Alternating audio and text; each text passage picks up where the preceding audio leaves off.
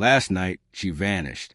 Molly Cum, the steady heart ESPN's most explosive show, was just gone. And saying I'm sad about it doesn't even come close. This wasn't a resignation. It was a detonation. Her shocking leap to NBC didn't just blindside ESPN. It shattered them. It came after silent health wars, fractures in her personal life, and a resignation letter that unleashed years of pent-up fury. What NBC promised her, and the hidden breaking point that finally made her walk, will leave you speechless. This is the exit no one predicted. They told us it was impossible. They said Molly Cum was ESPN Mornings, the essential balance to Stephen A. Smith's fire. But in a stunning move that left executives reeling, Molly has signed with NBC, and the aftermath is pure chaos. Think about that. The queen of ESPN's morning crown, suddenly defecting to a rival. This isn't a career move. It's an earthquake that has topped brass scrambling. The whispers inside Bristol aren't whispers. They're screams. Because for the first time in a decade, ESPN isn't just losing a star, they're losing their power. And the most devastating part? Insiders whisper NBC didn't just offer her a deal. They gave Molly something ESPN refused to. Total creative control. A primetime throne.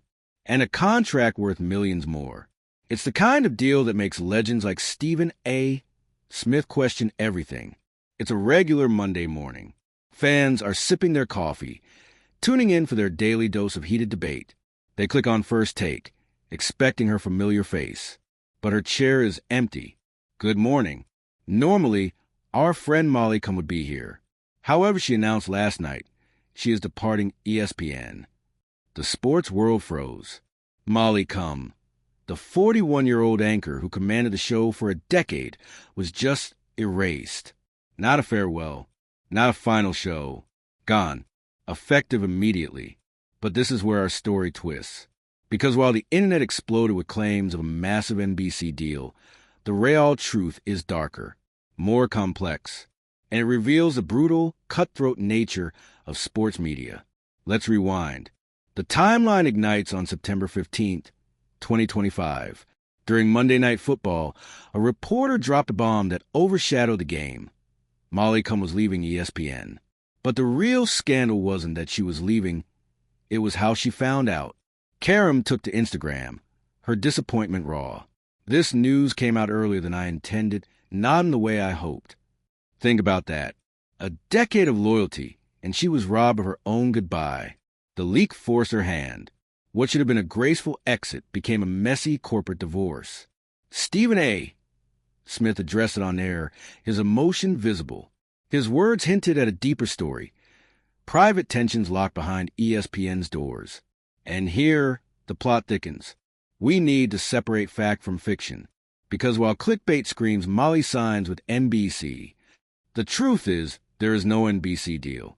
Let me be clear. Major outlets with real journalists have found zero evidence.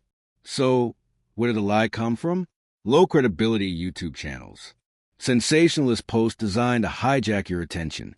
The reality is more fascinating.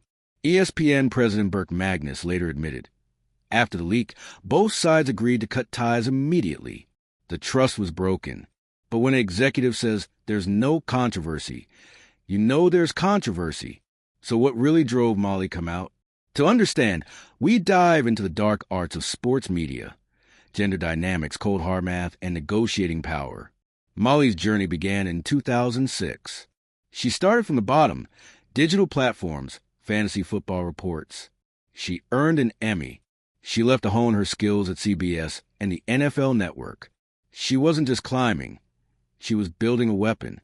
When she returned to ESPN in 2015, it was with a vengeance. Within weeks, she was named host of First Take, the first woman ever to hold the seat. And the show exploded. Ratings soared.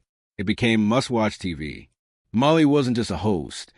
She was the master moderator, the calm in the storm. So with a decade of proven success, why did it end? The answer is a cold splash of reality. A former ESPN personality claims Cum wanted more, creative freedom, her own show. ESPN said no. They saw her as a moderator, not a star. And then the money. Stephen A., Smith reportedly earns around $21 million a year. No one expected Molly to match that. But as the host of the flagship show for 10 years, shouldn't her value be substantial? Rumors swirled that other ESPN personalities, who didn't even host a flagship show, earned more. The perception of being undervalued became a poison pill. ESPN's position was a cold-blooded calculation. They had already decided to replace her. They saw the host chair as a disposable seat. They were willing to let her walk. But what about the Fox Sports rumor? That one has teeth, a potential $2 million offer. But even that couldn't save her ESPN deal. Why? Because ESPN had already moved on. One more crucial detail. When Stephen A. Smith fights for someone at ESPN, they usually win. The fact that he apparently didn't go to bat for her speaks volumes. But the woman behind the headlines is a story of survival.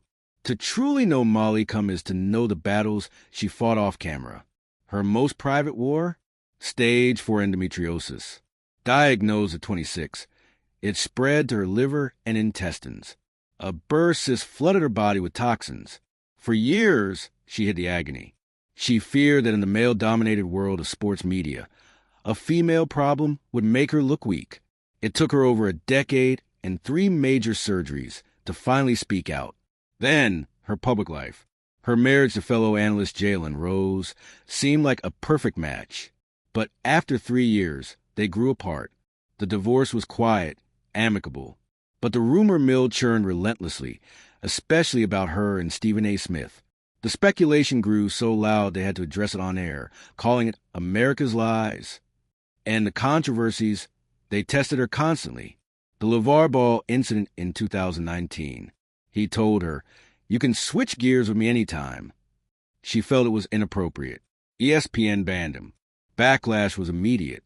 Critics called her a hypocrite, digging up old clips of her own flirtatious banter.